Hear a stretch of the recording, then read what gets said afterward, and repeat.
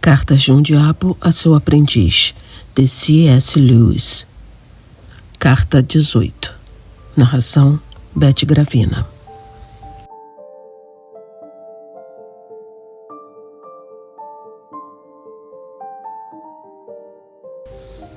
Meu querido Vermelindo, mesmo com remeleca, você deve ter aprendido na faculdade a técnica rotineira da tentação sexual, e que, já que para nós espíritos tais assuntos nos deixam consideravelmente entediados, embora seja necessário como parte de nosso treinamento, não vou falar sobre ele. Mas quanto às questões mais preocupantes envolvidas nisso, penso que você ainda tenha bastante a aprender.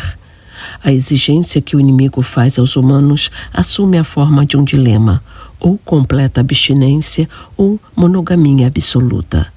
Desde a grande vitória do nosso Pai, tornamos a primeira alternativa bem difícil para eles.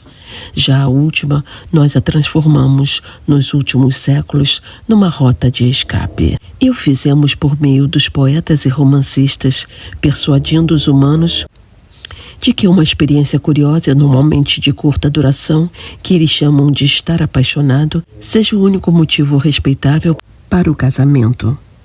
Que o casamento pode e deve fazer com que essa chama seja permanente.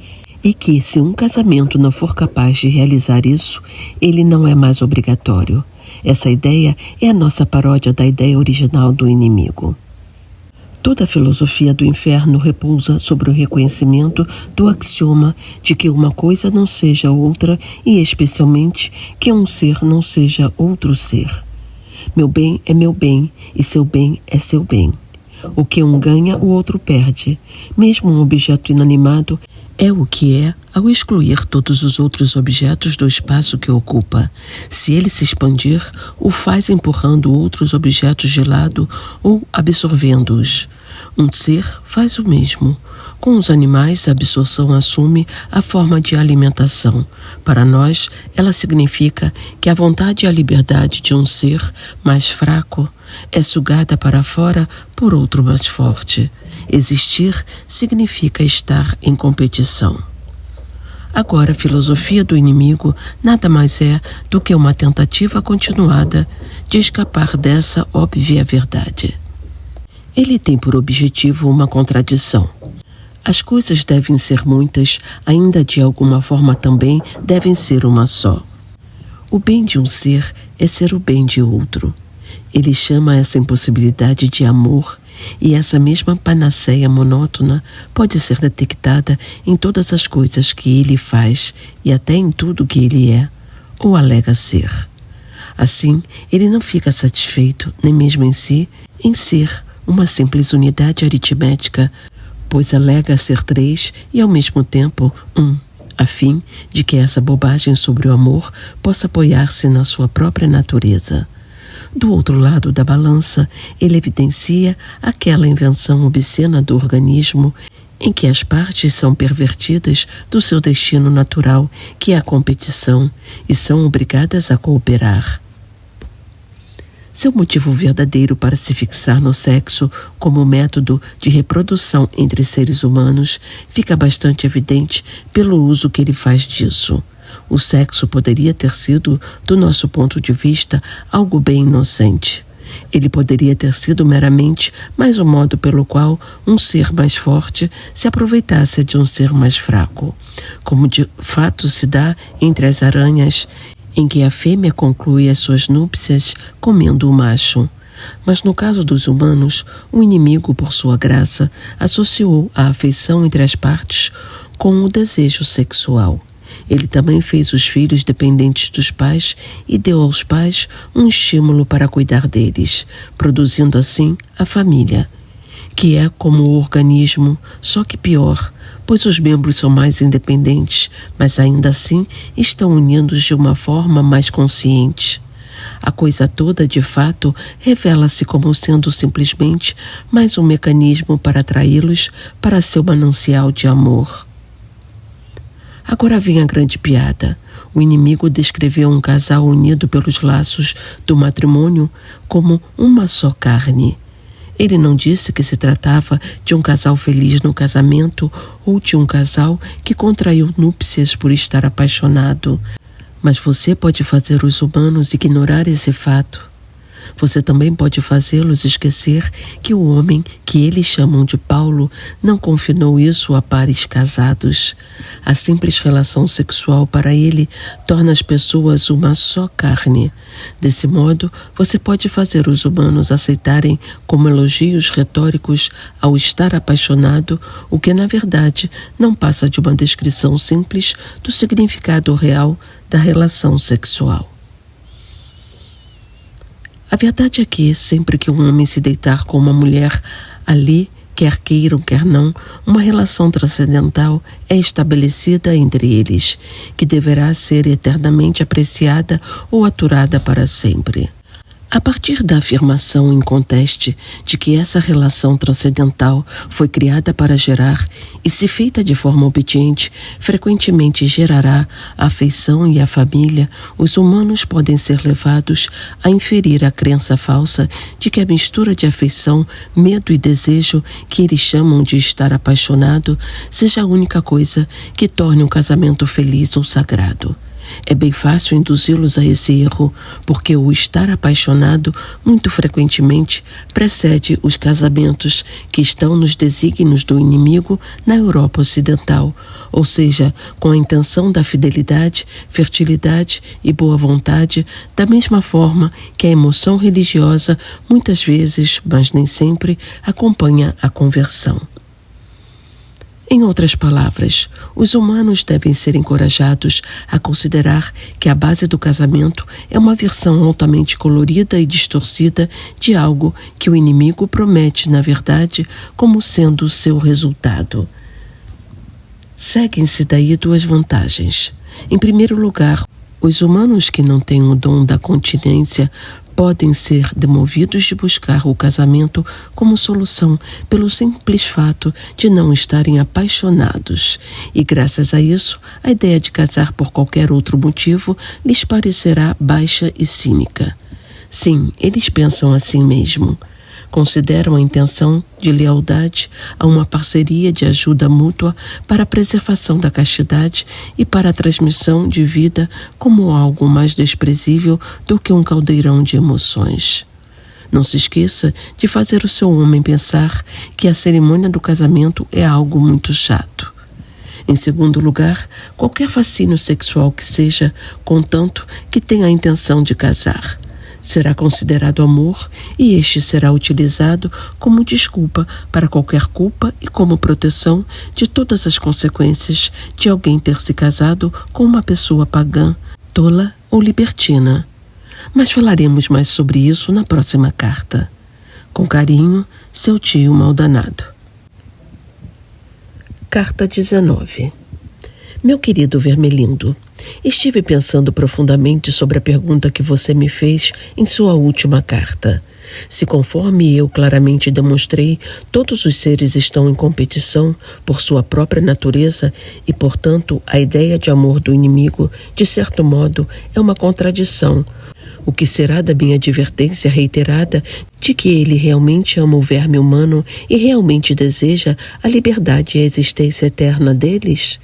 Espero, meu querido rapaz, que você não tenha mostrado as minhas cartas a ninguém. Não que isso importe. Qualquer um veria que a aparente heresia na qual eu caí é puramente acidental. Aliás, espero que você também tenha entendido que eu estava brincando quando fiz algumas referências aparentemente nada elogiosas a Remeleca. Na verdade, tenho um grande respeito por ele e, evidentemente, algumas coisas que eu disse sobre não proteger você das autoridades não devem ser levadas a sério. Você pode confiar em mim para cuidar de seus interesses. No entanto, mantenha tudo trancado a 7 chaves. A verdade é que eu, por puro descuido, cometi o deslize de dizer que o inimigo ama os seres humanos de verdade. Isso, é claro, é algo impossível. Ele é um ser único e eles são distintos dele. O bem deles não pode ser o dele. Toda a conversa dele sobre o amor deve ser um disfarce para alguma outra coisa. Ele deve ter algum motivo real para tê-los criado e para aguentar o trabalho que eles dão.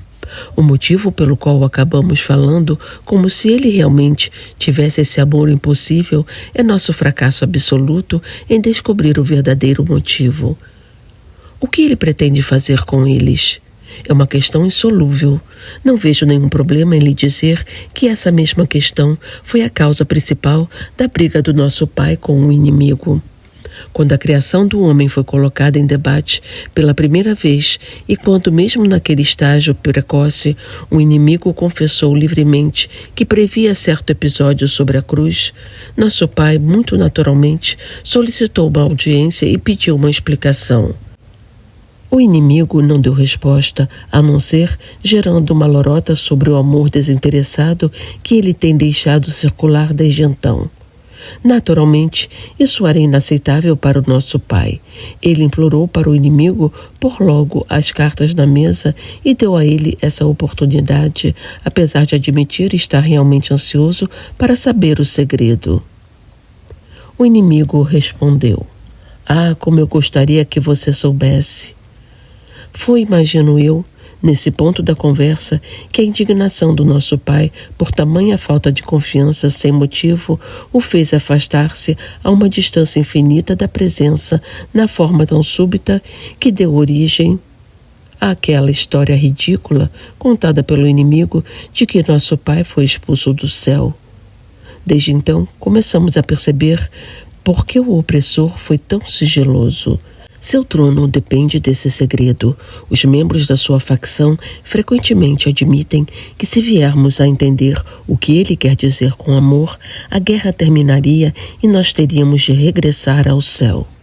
E aí é que está nossa grande tarefa. Sabemos que ele não pode realmente amar. Ninguém pode. Isso não faz sentido. Se pudéssemos apenas descobrir o que ele realmente está tramando. Hipóteses após hipóteses foram testadas sem que tenhamos descoberto. Contudo, não podemos jamais perder a esperança.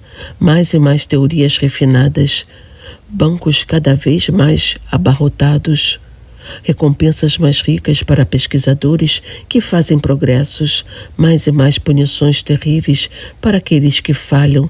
Tudo isso buscado com persistência e rapidez até o fim dos tempos, com certeza não deixará de obter êxito. Você reclama que a minha última carta não deixa claro se eu considero estar apaixonado um estado desejável ou não para um ser humano. Na verdade, Vermelindo, esse é o tipo de pergunta que se espera que eles façam. Deixe-os discutindo se o amor, ou o patriotismo, ou o celibato, ou as velas nos altares, ou a abstinência do álcool, ou a educação são coisas boas ou mais. Você não vê que não há uma resposta? Nada disso importa, exceto a tendência de dado estado de espírito em dadas circunstâncias para mover um paciente particular em um dado momento específico para mais perto do inimigo ou mais perto de nós. Assim, seria ótimo fazer o paciente optar por considerar se o amor é bom ou mau.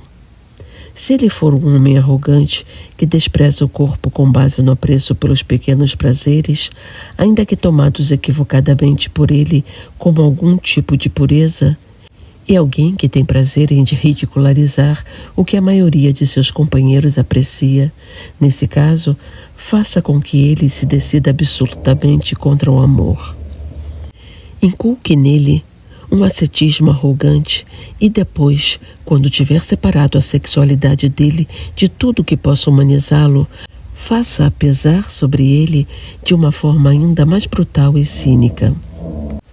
Se, por outro lado, ele for um homem emotivo e ingênuo, alimente-o com poetas menores e romancistas de quinta categoria da velha guarda, até que o levemos a acreditar que o amor é irresistível e, de certa forma, meritório.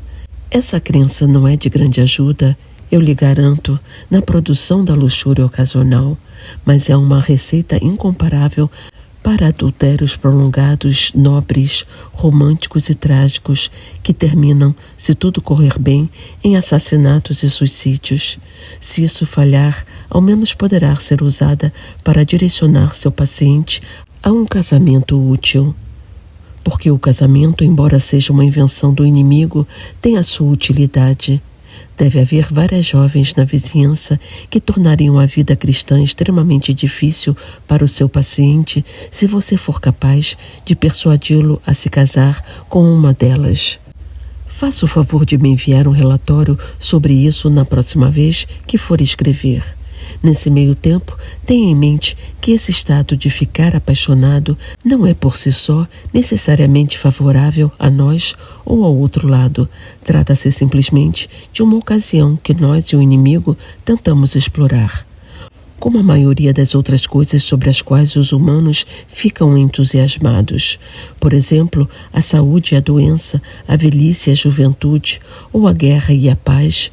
Estar apaixonado é, do ponto de vista da vida espiritual, nada mais do que matéria-prima. Com carinho, seu tio Maldanado.